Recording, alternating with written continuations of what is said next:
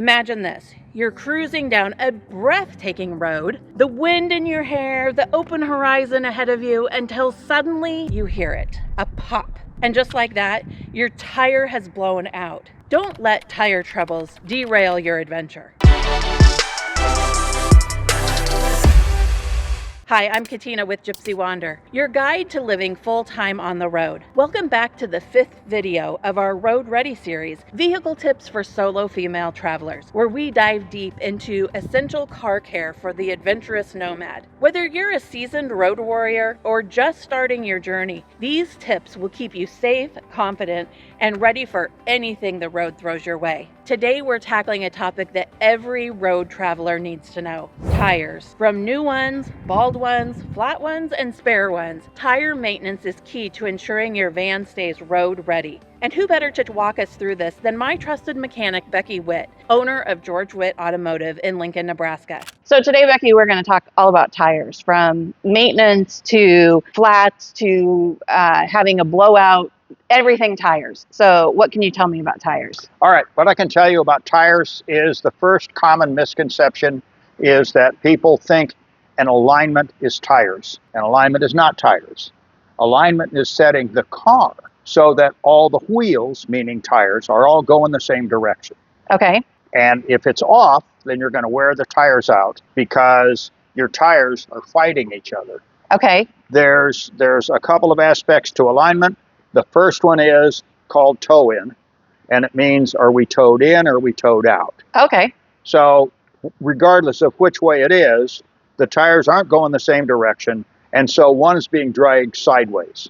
Okay, which is going to wear it differently. It's going to wear it out like crazy. It's gonna make the tread look funny, and it's gonna cause it to be, it's called cupped. And if you take an apple and you roll it across a glass countertop, it rolls nice and smooth. You peel the apple with a paring knife and roll it across, and now it's cupped and it makes all kinds of racket. Okay. So if your alignment's off, your tires wear cupped, and then you get a roaring noise. A roaring noise. It roars. Okay. It's not quiet anymore. You got to turn the radio up. So you take it to a mechanic, and it says, my car's making a terrible noise. And they go, oh, you need new wheel bearings. So they put wheel bearings in, but it ain't the wheel bearings, it's the tire. So now it's still roaring. Okay.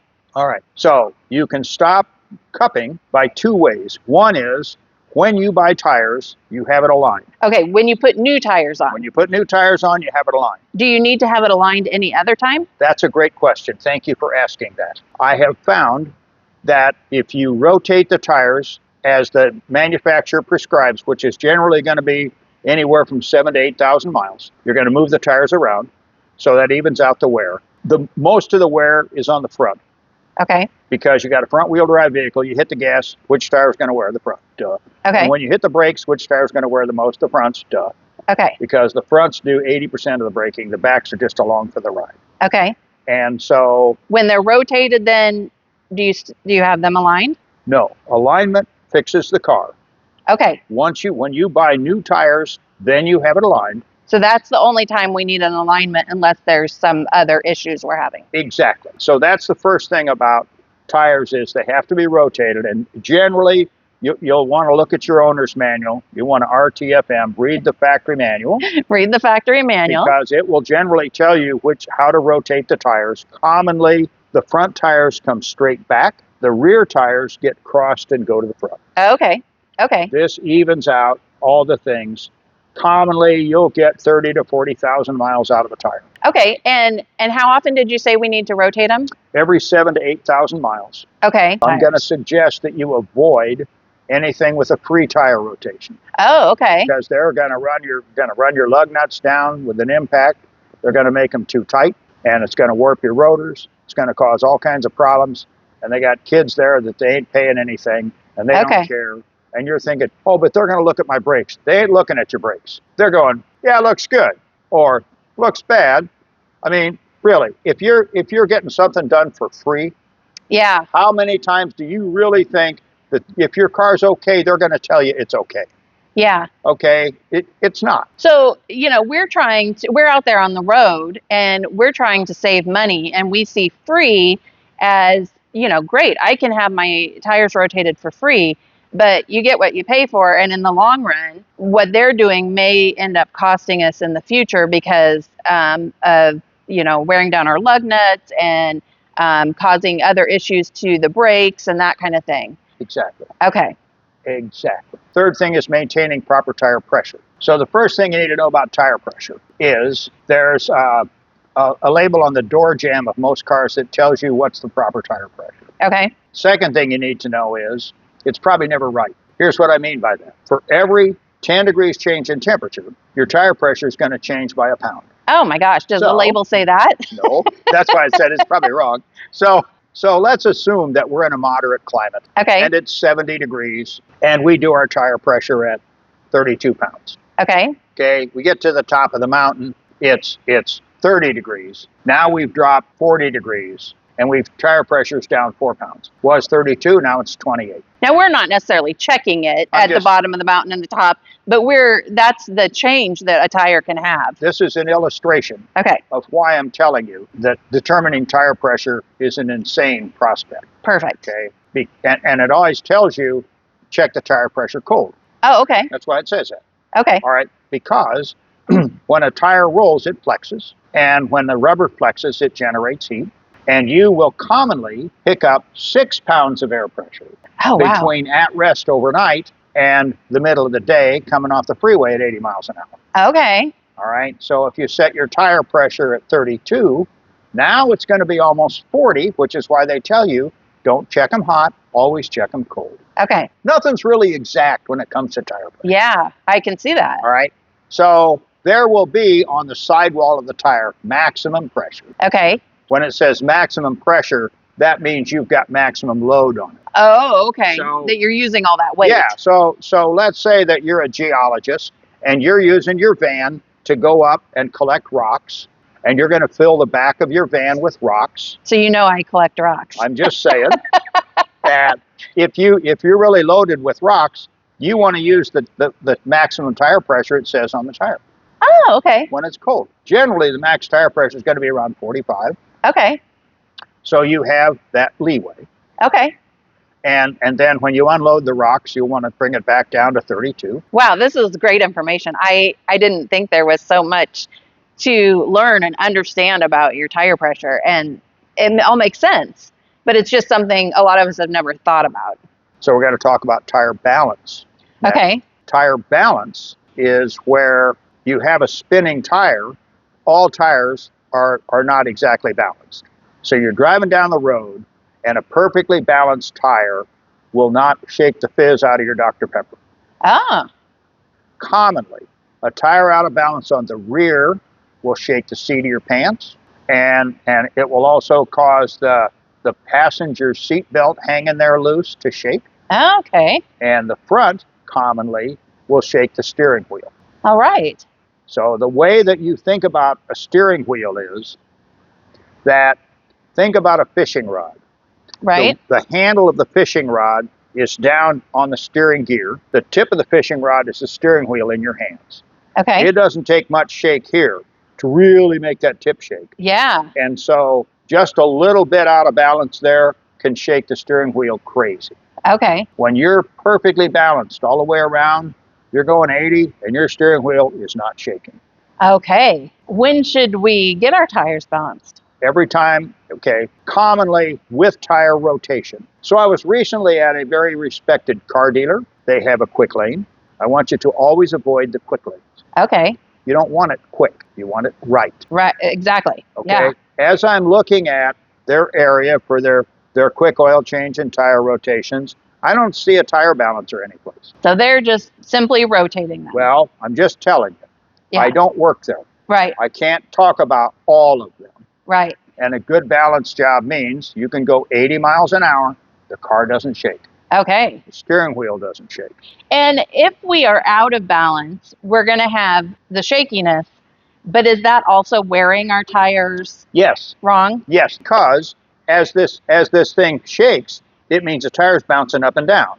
So as this heavy part comes down, it's pushing the tread against the pavement. When it goes up, it's lifting the tread up. This is the tire squirm. Tire's going to squirm when you do this up and down. This is what causes tires to wear.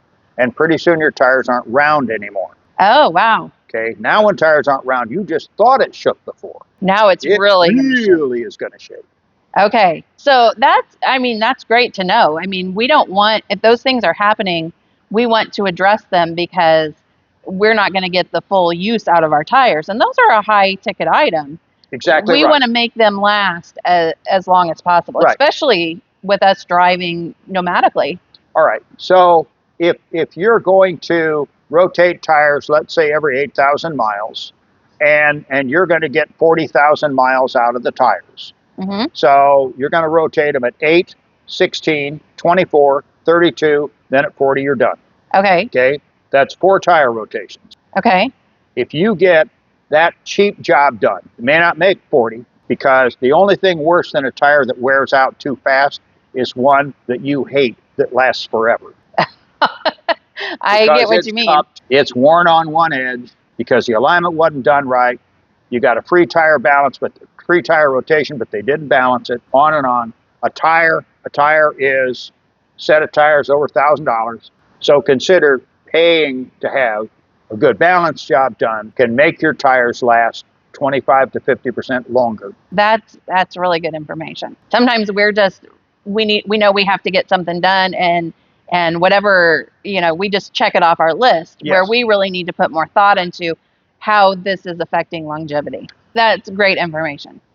I mean, that's saving us money in the long run, and we're getting what we're paying for. Yes. We're paying for a tire to last, so many miles, and if we're not doing those things, we're hurting ourselves because we're paying premium dollar for something that we're not getting full use out of.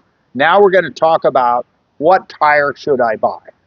Yes, I need new tires on my van. Yes. And we haven't talked about all this yet. So this will be interesting. What I have found is that most tire stores tend to push a brand and tend to make their sales all about what extras do you get. We'll give you free flat repair. We'll give you free tire rotations. Okay, there's nothing's free. What's going to happen with free tire rotations, you're probably going to get brakes put on before you need them. And they're going to be cheap brakes, and they're going to squeak. And everybody in your campground's going to know when you come and go because of your brakes. And this is, like we talked about earlier, a transactional versus relationship repair shop. Yes. Okay, perfect. That's right. I'm going to suggest that if you're relying on your car, that you make tires your top priority to buy the best tires you can get. Yeah, because a lot of us are driving. We're in the deserts, then we're in the snow. We're all over. Right. And this is important. I think that the type of tire you buy really depends on where you're going to be driving. Yeah. When I sell tires, this is exactly how I do that. I ask you questions. Where are you going? So when you're considering buying tires, if they don't ask you any questions, they're setting you up. You're a chicken waiting to be plucked. And we're just going in there thinking they're going to take care of us. Oh, yeah. We really are learning to be more proactive. They're tire people. How could they possibly take advantage of us with one of the most profitable items there is on a tire on a car? Yeah. Tire sales. So on the label, on the door label, or in the owner's manual, there will be, it's called a speed rating for the tire. Okay. Common speed ratings would be a T or an H. Okay. A T is for a passenger car. Many vans might take a T tire and be just fine. Okay. An H is a performance sedan. Oh, okay. And a V is is rated for high speeds. Okay. And so when I did mystery shopping years ago, and I had a car that took an H rated, well, a T is going to be less expensive. Some of the differences are the strength of the sidewall. Okay. As you spin something, the faster you spin it, the more force there is trying to tear it apart. Sure. And so a tire that has a higher speed rating will have a tougher sidewall. It'll be a tougher tire. Okay. It will perform better at higher speeds. Your dry pavement handling will be way better with a performance rated tire. And they shouldn't call it speed ratings. They should call it performance ratings, but we're stuck with speed ratings. Okay. So when you go to, one of my favorite places to research tires is TireRack.com. Okay. They have a whole thing on speed ratings. All right. And they will tell you that a T rating is good up to 110 miles an hour. And this is a certain speed at so many hours before there's a problem with the tire. Okay. Okay, an H rated I think is 125, and a V rated is 135. But I'm never driving that fast. Exactly. So this is when I went looking for tires. They pitched me on a T rated tire. I said, but my label says I'm supposed to have an H. They said, oh, you're never going to drive that fast. Well, you dumbass, you don't know what that means. Yeah. That means performance. Okay. You put a T rated on your car, you can't corner as fast. You can't stop in as short a distance. It will not perform as well as the tire that was designed for the car. Oh. So when car makers, they design a car, they build a car, then they start testing it with different tires. Okay. Okay. They give the specs to the tire companies. Then they start testing which tire does best. And that's a tire they decide to roll out and put on the showroom. Okay. These are things that you need to know when you go look at tires. If they start asking you all kinds of questions, how do you use it? What's your priorities? And there's two other ratings that are on the sidewall of a tire, and it might say that it's an A B tire. A is wet traction rated. B is the next one. First letter is wet traction. Second letter is resistance to heat buildup. Okay. So if you're primarily operating around Phoenix where it's 117 in the shade all summer and there's no shade, you want a tire that has an A rating or even a double A rating for heat. Okay. What's a sipe? A what? A sipe. It's not a little animal that you catch by blowing a whistle and holding. No, that's a snipe. That's a snipe. Okay. When do we go snipe hunting? Yeah. What's a sipe? What's a sipe? Yeah. I don't know. It's a little slice in the tread. Oh. Yeah. And who invented the sipe? Why? Probably tire company. John Sipe, of course. Oh, okay. Okay. There really was. He invented it? He invented it. This is hilarious. Or named it? No, he both. He worked in some kind of a plant that had wet floors, and he wore rubber-soled shoes, and you kept slipping on the thing, and he kept messing with it, and he finally cut little slices and found that as he slid, these would it would flex and it would open up an edge, and the edges would grip the wet floor better. Oh, and that's why we have tread. Well, that's one of the aspects to tread. Wow. So we're going to look at different treads now, and then we'll look at different rubber compounds. Okay. As your tires age, the rubber's going to get harder. Okay. So in the beginning, tires real soft, ride's going to be nice and smooth. And as your tires get older, they're going to get harder. It's going to have less stopping power on wet pavement, less grip in the ice. When you say older, if we have a 40,000 mile tire, what is older? At what point does it become older? With use or with time? Yes. Both. Okay. Yes. So at this point, we're going to look at some tires. Well, let's look at some tires. What do we got here, Becky? Okay, you're going to want to zoom in on this. What do we have here? First off, at the bottom of the tread, you see those little bumps right there? In between. Okay. In between, right here. Yep, I see them. Those are 2/32 of an inch thick. When your tire's worn down and it's bare across that, it has a bar going across that, that's what the industry says is worn out. Okay. That tread depth will kill you. Oh. New tires have about 10. The general wear limit is about 5/32. You don't want to wear below about 5/32. Okay. The reason is on wet pavement, where wet being defined as the water is the thickness of a dime. It'll flow around a dime, but it won't flow over it. Okay. That makes sense. That's wet. Yeah. Okay. At 70 miles an hour, your stopping distance at 5/32 is almost double what it is on a new tire. Okay. So TireRack.com did a study. They put brand new tires on a car, and they ran it down this deal. Guy hits the brakes, and they set a pylon right there. They took the same car, the same brand of tires, worn down to 5/32, put them on this. The guy was going 40 miles an hour when he passed the pylon. So the difference is you're going to actually impact an object going 40 miles an hour if you got worn tires on your car and it's raining. Wow. Okay. Now, I don't know what 5/32 is, though. You got a tire tread depth gauge? Yep. Let's get it out. Okay, I have it. Okay, so here's how you use these things. You got this thing sticking out. We're going to put it right here. We're going to just push it down, and we're going to pull it back, and then we're going to rotate it. This says MM. We want 30 seconds. So what we've got here, you see the 10 is lined up. Okay. Okay, the 12 isn't. The 10 is. The 11 is not. So these are exactly 10 30-second tread depth. Ah, and this is a newer tire, it looks like. It's a brand new tire. Brand new tire, okay. Yes. Now, the next thing we're going to look at is the Sipes. The Sipes, yes, Sipes. okay. It's these little slices right here, and you can see that when you pull the tire back, it's going to expose a corner or an edge, and you're going to grip.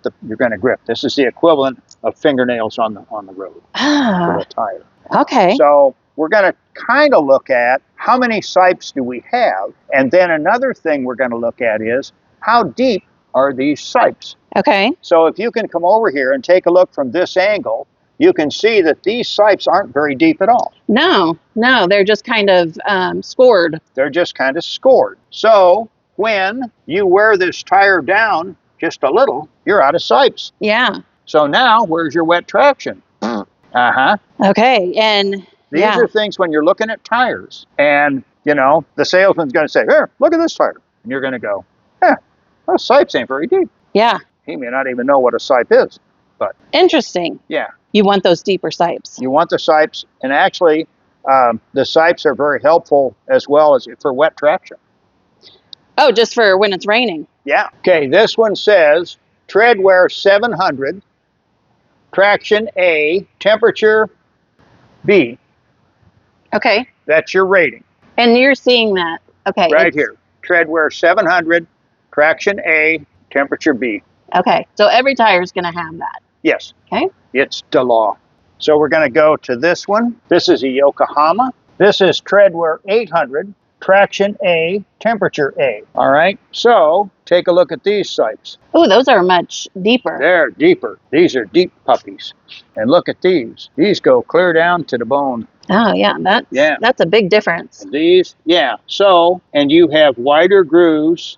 When you get into wet, these are going to allow the excess water to get out, so you've got better contact with the road. They'll shed water. These edges, even, see, the fact that the Sipes are deeper means they'll work better. Yeah. You've got a lot more to edge up there. Yeah. Okay. I see a significant difference. Yes. In these tires than the ones we just looked at. So when you're looking at tires, just look at the Sipes. Yeah. See how deep they look. All right, now let's measure the tread depth on this one, because this tire's about worn out.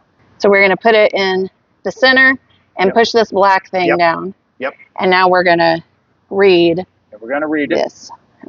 And we're going to rotate it around to where it says 30 seconds. And it's going to be 4. So 4:30 seconds. What is it new? 10. 10. And So we're down to 4. We're down to 4. So this is what a tire looks like that's at 4. And it's pretty much worn out. However, look at the Sipes. Yeah. It's still got Sipes on it. I see, like right in here, these Sipes are, and these other ones go down pretty far. I can get my fingernail in there. This is a Michelin Defender tire. Okay. Michelin advertises that this tire will have as good a wet traction when it's almost worn out as it did on a new tire. Wow. So you can see why. They got Sipes that go clear to the bone. Yeah. This tire, when you get halfway worn, is still going to be outstanding in the snow. I can see that. That makes a big difference. That first tire we looked at will be effectively bald, even though it isn't. Yeah, because there's no Sipes. Yipes, Sipes. Good point. I like that. So there's more. So the next thing to look at is, see how these Sipes, you ask about why are they crooked? Mm-hmm. That one looks like a little saw, doesn't it? Yeah, it's kind of jaggedy. That's really going to grip on the ice. Ah. Yeah, with little saws, little jagged edges. Oh, this baby's going to be right there on the ice. And even at 4:30 seconds. Yes. So it's really worn, because you said 12 is what it starts, 12:30 or 10:30 seconds. Now it's down to 4:30 seconds. Yeah. So it's worn significantly, Yeah. but it's still going to perform. It essentially is worn out based on my definition, but still it's going to perform better than that first one will be after it's been about a fourth of its life worn away. So that makes a big difference in quality of your tire. Yes. Wow, that's really interesting. Yeah. So the last thing is, you can see if you look down at the bottom of the grooves, you can see little bitty cracks. Yeah, it looks just like worn rubber. This is what you call weather crack, and that means that the rubber's deteriorating. You ask about, how long do you run a tire? The industry standard is about 5 years on a set of tires. Okay. And I'm assuming, Regardless of mileage. Regardless of mileage. Okay. Now, this all varies. Being in the sun really ages a tire. Okay, Becky, what do we got on this one? Okay, what we've got here is... And this is what kind of tire? This is a Continental. Continental, okay. Traction 8A. You don't get any better than that. Temperature A. This is a pure performance tire. So also on our tire, it's going to tell us when this tire was manufactured, right? Yeah, thank you. It's going to be, there's a serial number. The serial number is right here, 165-0FBCW. HM. This is 3122. This one was made the 31st week of 2022. Oh. It's just these last 4 numbers. 31st week of 2022. So that's not March of 2022. That is 31st week of the 22nd year. Yeah. Okay. Yeah, that's going to be, now, if June's 25, 26, so it's going to be in August or something, but 31st week, 2022. Okay. So when we're buying new tires, they're not going to be like manufactured that month and year, but they should be fairly close to the date. Thank you. I bought these tires, set of 4, and took a nail in one that couldn't be fixed. Bought a replacement tire. It still had the same manufacturing date on it. Ah. One other thing we're going to look at here, this tread is not all the same. What do you mean it's not all the same? I'll take a look. Oh, wow. Look at this. You got a fancy tire here. It's not all the same. What do you mean not all the same? Wow, that's not all the same. Look at those. Okay, now you have Sipes here, but you also have little dash lines. Yeah. What are those dash lines? I've got all kinds of little things going on. You've got, this is a fancy tire. This is all about going 160 miles an hour. And the new thing with tires, see this says DWS? Uh-huh. Well, these are a certain depth, and so when these wear down, the DWS disappears. So that tells you it's time to replace it. Well, that's handy. And another cool thing they're doing is they're putting in tire life and then something else, and so when it wears down, it says something different. Oh, really? Yeah, I don't have an example of that right here. Mismatched tires. Mismatched tires, thank you. Okay, so what happens when I have one tire that goes bad, and I've only got to replace one, but now they're not going to be worn evenly? How do I'm not going to buy all 4 new tires when I only need 1. No, you need 4. Really? So if you have one that blows out. Well, okay, let's talk about this. This is where this comes in. If you got 7 seconds left, you can buy 1 tire. Okay. Okay. You're down to 5 seconds. You really need 4 anyway. Okay. Okay. The other side of this is do you have an all-wheel drive? Do you have an all-wheel drive? Do you have analog brakes? Do you have vehicle stability assist? Okay. Those are all going to come into play. Those are all going to come into play. Vehicle stability assist and analog brake use sensors on each wheel, so they know what speed you're going. Okay. You put a new tire on with 3 worn tires, and now it doesn't know what the heck you're doing. Right. Okay. You got all different speeds now. Okay. So it's going to affect how those systems work. Right. That's why so if I had 30 seconds left, I can buy a new tire and be okay? Yes. But if I'm down to 30, let's just stop there. If you're anywhere below 7, it's 4 tires. Now we're going to talk about repairing a tire. All right, you get a nail in a tire. You can fix a nail anywhere in this tread area. This is where the steel belt is. So you can fix a nail anywhere in the steel belt. In this. That's between my fingers. Oh, okay. Okay. If you're out here, if you're on the edge, you can't repair that tire because it flexes here and the repair won't stay. Okay. So when you get a nail, and even if it's out here in the sidewall, this tire's gone. It's done. Even if, which would be unfortunate, but if your tire's 6 months old and you get a nail in it, yes, that tire is there's no way to fix it. That's correct. Man. I know. But if it's 6 months, you can buy a new one and they're going to still be okay. And you'll be fine. Okay. Now, the next thing we're going to talk about is tire repairs on the road. All right, so it depends on how much room you've got in your van. How much stuff do you want to carry? Do you want to carry a little $2 tire gauge or what? And then what kind of an air compressor are you going to do if you're low? So there's this little deal, which is made by Fix-A-Flat. This is old. I don't know if they still make it. But this actually has a little compressor with it. Ah, it's an all-in-one thing. Yeah, I'm not going to take it apart, but if I pull this out, I can hook it up to my cigarette lighter for power. Okay. I can hook this up to the tire. There's a gauge right there. I can actually use this to check my tire pressure. Okay. And So then- this is where the air is. No, this is the pookie that you put in, Oh, but we're going to talk about that in a minute. okay. The air you're breathing, Okay. okay? It's a compressor. Okay. It's a machine. Okay. It takes it out of nature. Okay. And you plug it into your cigarette lighter, you hook your tire thing, go your cigarette lighter, little other thing goes to the tire, then it'll show you how much air is in the tire. Okay. Then you hit this button and it starts making racket and this thing goes up Okay. and you can air it up. Okay. So let's say that you got a flat, you got a nail. Out on the Out road. in the God knows where. What you need to know is this is a Fix-A-Flat liquid. It will destroy your tire and your tire pressure monitoring thing. Okay. If your car has the Tire pressure system monitoring that'll system, tell you're you. going to destroy it.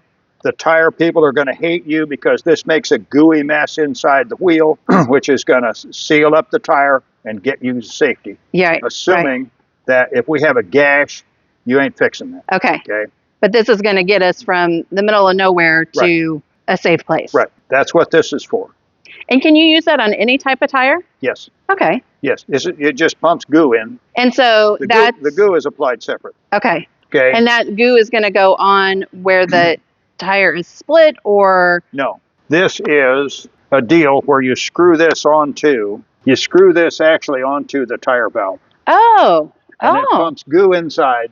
So it doesn't. That's going to find where the leak is. It's going to flow to wherever the leak is. It's going to seal the leak. Now, Okay. again, it has to be a fairly small leak. Okay. If you took a railroad spike, you ain't fixing nothing. Okay. You got a nail, you got a screw. Okay. This can fix it. Okay. And so that's kind of handy to have, so that Well, as a last resort, if we need to get to safety. right. So this is very handy. I carry this so that I can inflate a tire if it's low. I was driving around for a month with one single nail in my tire because I didn't know I had a nail. It just kept getting low. Okay. I come out, it looks lower than the others. I check, it's low, I air it up, fine. So you can just use that as an air compressor. This is exactly why I use it. Okay. It's the reason I carry it. This is just a bonus. I'll never use it because I know it'll destroy a tire. It'll destroy a sensor. Okay. And if it's a small nail hole where you just keep needing to air it up, you can use that to air up your tire and just Exactly. continue to air it up till you Yes. can get to safety. Yes. Okay. So the other thing that you can do is you can actually put a plug in it, In the tire. in the tire. These are plugs. And the way that this system works is you have two tools. I keep these over so I can carry it and not damage anything else. Yeah, those look like This is safety professional. equipment. Yeah, this is professional grade stuff. So you've got a screw in the tire, and you pull the screw out. You use this thing to ream the hole so it's big enough to take the plug. Okay. So this is going to take some work. You're literally are like sanding things. So you can make the hole big enough. Oh yeah. It's okay. just abrasive. It's like, think of it like a drill bit or something. Yeah. And you can turn it, put your fingers on there, Oh yeah. and So. feel it as I turn it. Oh yeah. Yeah. Okay. It's going to open up the hole, and then you're going to take this thing and put one of these halfway in, and you're going to force this into the hole. Okay. You're gonna loop it through here. Yep. Okay. So that's kind of like a crochet hook almost. Exactly. And you can see that it's split in the end. Okay. So that once you've pulled it all the way in, you're gonna push it in so that you're gonna start with it here, like this. There's gonna be this much sticking out. You're gonna push it in. We're just using so this you've one. got this much sticking out. Okay. All right. Now you know it's in. Then you can pull the tool out, and you take a knife and you slice off what's showing. Okay. this can last for a long time. Yeah, there's a lot of them in there. Right. Yeah. Well, but I mean, the repair, once the repair is done, the repair can last a long time. the repair can last a long time. Okay. You can actually finish your trip Okay. with this. Okay. So if you went to a tire repair shop and had them repair it, they're going to be doing the exact same thing. Well, maybe. Maybe. I used these for years and years and years. Now the American rubber manufacturer says, no, these aren't considered a proper repair. You have to do a patch. You've got to take it all apart. And it makes sense to do it that way. You're just not going to do that when you're out in the desert. Right. Right. But Okay. but I've repaired tires this way. You can go to Napa and you can buy this whole thing. There's a Napa brand right there. Mm-hmm. Napa will sell you these things plus the tools. And Okay. these are things that I carry with me. I will tell you though that it's a bear to force that into the tire. Yeah. I mean, it's a real serious bear. And I've had to actually roll the car in order to get the handle down so that the car weight can push that in. You're saying you drive forward or backward to get the tire in position where you can jam that in. Where I can jam it in. And I took a screw in my motorcycle tire. I wasn't strong enough to push it in. Can you use a hammer on one Yes, end? you could use a hammer. Whatever you use got. a pry bar. A rock? Yeah. Whatever you got. Yep. You Okay. can do that. Okay. Make sure you don't miss our next episode where we'll talk all about vehicle safety and security for nomads. You won't want to miss these critical tips for keeping your home on wheels safe wherever you go. Be sure to subscribe and hit that bell to get notifications when our final episode of the series drops. We've covered a lot of ground in this series, but we've saved some of the best for last. Until next time, stay wild and free.